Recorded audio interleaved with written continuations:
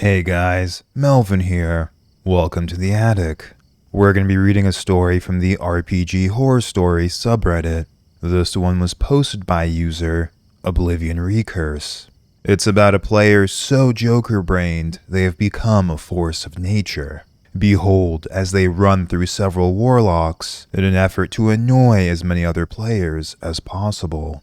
By the way, if you haven't already, please like, comment, subscribe, and hit the notification bell to know when I upload new videos. Without further ado, let's check it out. The worst person I've ever played with is a high school student who was insufferable. Normally, I'm fine with playing games with those who are younger. They have to start somewhere and learn too, right? After meeting this guy, I have never looked at the Warlock class the same way. He deliberately went out of his way to be as cringy and annoying as possible by running into rooms on purpose to set off any and all the traps, wasting magical items. Once he poured a rare liquid into several glasses on a table just to see what it looked like and wound up rendering its abilities useless, literally hugging enemies instead of attacking them, and would complain about taking damage / getting knocked out. And he would make this irritating cackle that would get louder and louder.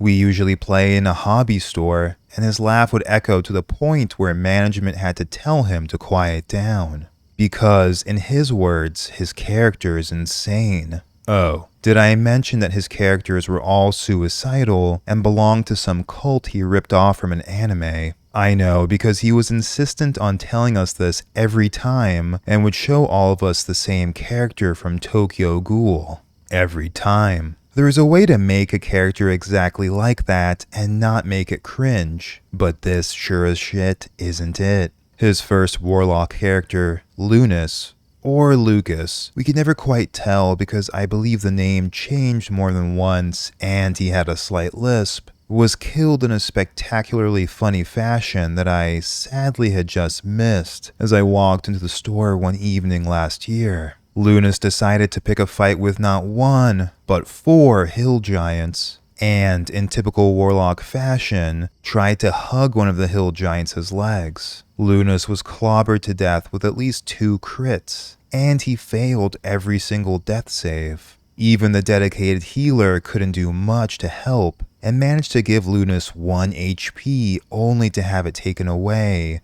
after another crit. We thought we had seen the last of Lunas, but we were naive. Very naive. The next Warlock character was named Coldsnap, and was just as bad as Lunas, if not worse in certain ways.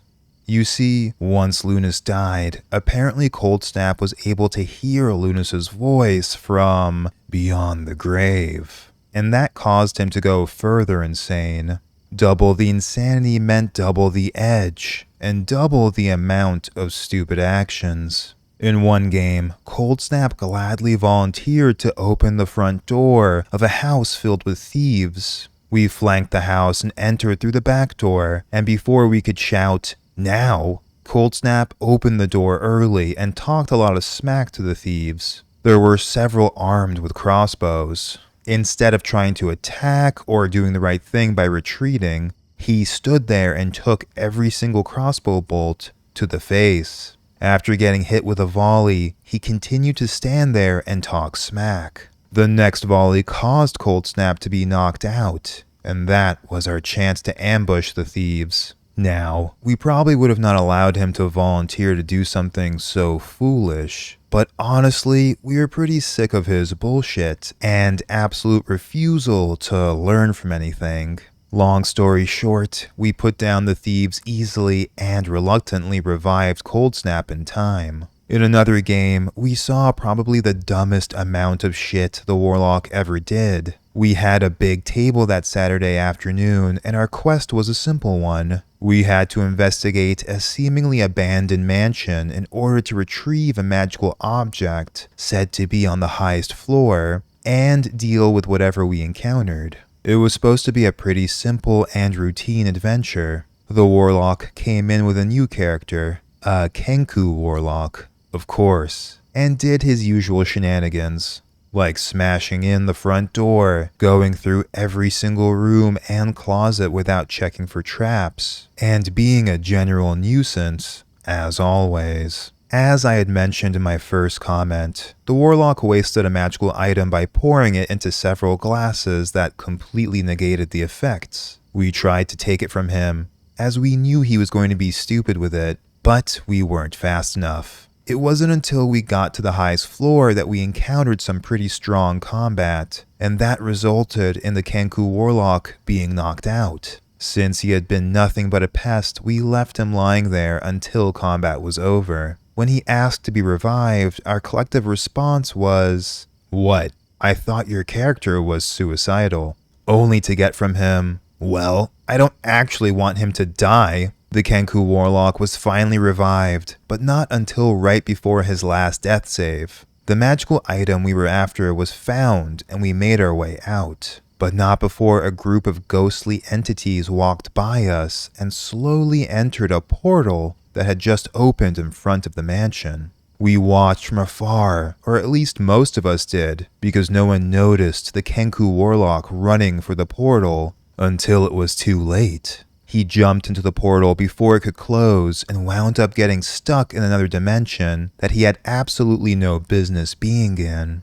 Although we did try our best to pry open the portal that was closed, but still visible in front of us, the Kenku Warlock was promptly dispatched by being totally obliterated by a shower of magical energy by some unknown force. Our DM tried very hard to get him out of the dimension, again, being too nice by trying to bail out his stupidity, but he refused help and tried to go at it alone, and paid the ultimate price. There's more, but I'll have to consult my notes. In any case, these have been the most memorable Warlock moments by far. Since we were playing in a public place that was managed, we had to play with the Warlock anytime he showed up, and I really felt bad for any table that was stuck with him, because good lord, the frustration was real.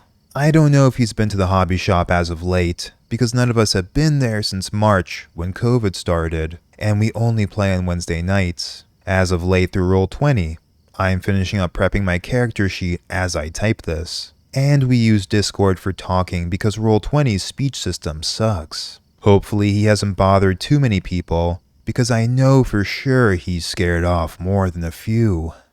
While that sounds like an incredibly frustrating experience for anyone else playing, I can't help but admire Warlock's adherence to being such a complete and unapologetic agent of chaos. They remind me of the Chaos Men from the Planescape setting, a faction without any rhyme or reason, except to follow every random whim that pops into their heads. If one were to derive some kind of higher meaning from this, perhaps that unpredictability reflects some sort of cosmic truth into the nature of the multiverse.